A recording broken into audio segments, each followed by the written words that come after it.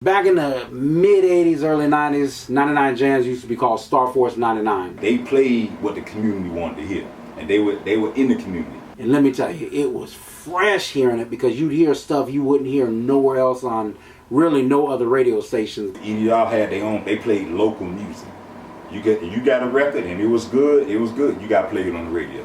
I used to have to put tinfoil on my antenna because it didn't reach. I'm up in Palm Beach, and that was in Miami, and it really didn't reach here all that clear. But I'd make it do what it do, and I'd hear everything. You had a guy named Stephen J. Gray.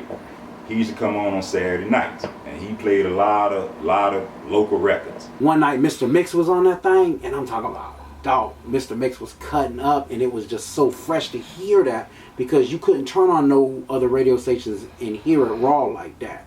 Star Force 99 with Tretch DJ Mr. Mix and the 2 Live crew on the Saturday Night Jam session. As the bass culture grew, you had Power 96. They had their own flavor. They were breaking records.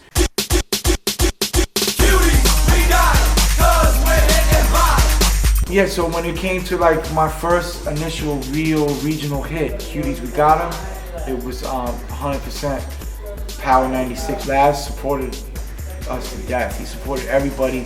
If you had a good record and you were from South Florida and you could get it to Laz, he was gonna rock it, and that created hits. The DJ was what created hits for sure. You had Hot 105. You had Rhythm 98 in South Miami, and all of this was before the pirate stations. You know, mainstream radio in Miami was doing a thing with the South Florida music. They were right there. It was fresh. It was brand new. It was raw. Pirate radio station. This problem is considered especially bad in Florida. When it came to pirate radio in South Florida, I don't think there's no place in the world that has as many pirate stations as we do in South Florida. Me and my partner Bolo, we was actually on 99 Jams back in the early 90s when they first started the Hip Hop Bomb session, which gave us the taste of radio. Also, you know, Sugar Hill was known for the underground radio station. Right now, Sugar Hill Boys live. Coming to you live, underground radio station, baby. Don't tell nobody where we at. Pirate radio. For those that know, we've been on 97.7 since 1995.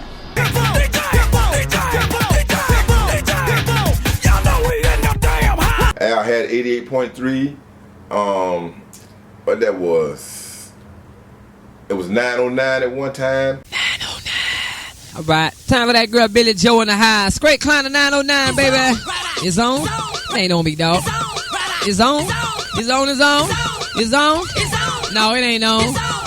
I mean, it was a number of the dials that we was on. The first time I remember hearing about pirate radio when I was a jit, that was back in the late 80s. It was ghetto style, and they were broadcasting out the Pac Jam on 12th Avenue, 54th Street. I used to listen to them boys every day on the radio, man. I'm like, damn, boy, that they're tight. Base 907, we played the good stuff, and we ain't charge nobody. We ain't charge nobody damn penny for nothing.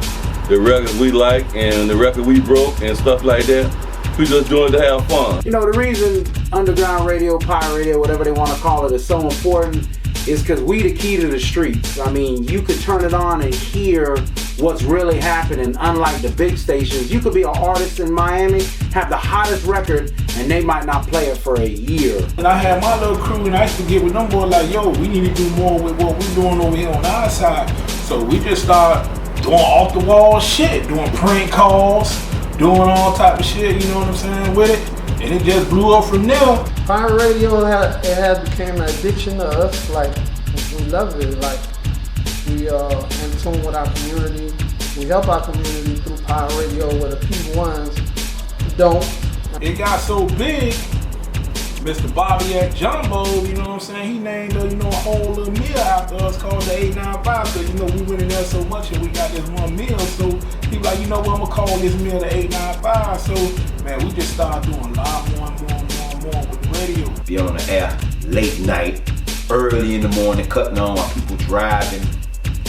You checking the microphone early in the morning. You got people actually on the radio. You're on the radio and you got people in their cars driving to work, and you got them calling you, texting you while you rocking that microphone. Man, pirate radio's crazy, man. I mean, and it ain't just a Miami thing. We took the show on the road. Me and my dog G Money, we took an underground station of 4 miles and we cleaned the fuck up. Let me tell you something. We fed the streets what they wanted. I like to say we just filled the void that wasn't there in that city. It got so bad that the P1 stations were hating on us so bad in Fort Myers, they told anybody, if you advertise with them, if we hear them mention you, you can't advertise with us. And we're like, damn, the big stations are worried about little old us. Them damn dogs and Pure Funk DJs, we were giving them the business in Fort Myers. Nigga who came in my city and got some money for a long motherfucking time, man. Them damn dogs and the whole motherfucking shebang. You know what we doing? The big stations wasn't playing Miami music, you know, but they wanted Miami DJs, you know, because these DJs was hot in the streets. So DJs like my dad, they got the pirate radio station. What better way to promote our music than to have a pirate radio station? We could do what the fuck we want.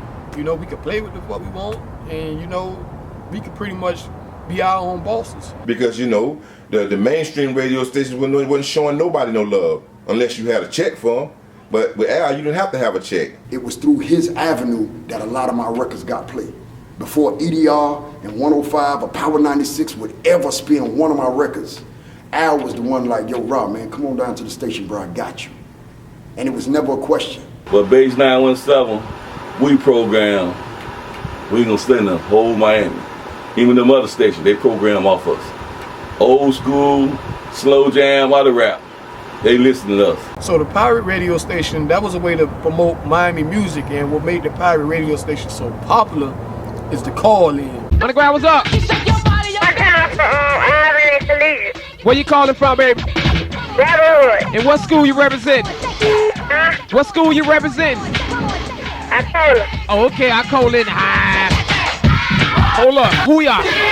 True. You know, people used to call in, hey man, shout out your name on the air. You know, you should get hooked up before MySpace and Facebook and all that. You can meet a girl on the radio station. You put your name out there on the air. Underground, what's up? What's up, yo? I want to leave my number on the air, man. Hold on. The number is 754-8201. 754-8201. All y'all women out there, man, y'all give me a call, dog. Okay, dog. Underground, what's up? Give a shout out to Aisha, too. Aisha in the house. Underground in the house. Y'all know about it, baby. Sugar, your DJ, woo! You know, people call in, you know, they say, hey man, where you from? What hood you represent? You know, you shout out your hood on the radio. So, you know, it was all fun, you know? It's kind of crazy because you can get in trouble for it, but hey, man, we hood. You know what I'm saying? That's what we do. We hood. I can't go no other way but tell you other way. You might come down and knock on your door. It might be a foot to your door, but baby, we still gonna do it. I remember one incident on 15th. They came and rushed it. I was outside on a bike. I just watched the dudes run past me with the suits on, one foot that jabbing. Next thing I know, get down, get down. I hear him say, I'm just a DJ. They take it down, we put it back up. They take it down, we put it back up, man. It's only one way of life, man. We live, man. We live to enjoy it. We live to jam it. We live to crowd control that thing. Pirate radio was kind of taking over, man, you know, and that gave the DJs another great platform, you know, to promote themselves, their brand, and the culture, you know. Pirate radio stations did a lot for the culture, man, that made it what it is today. And you already know, it's gotta be damn.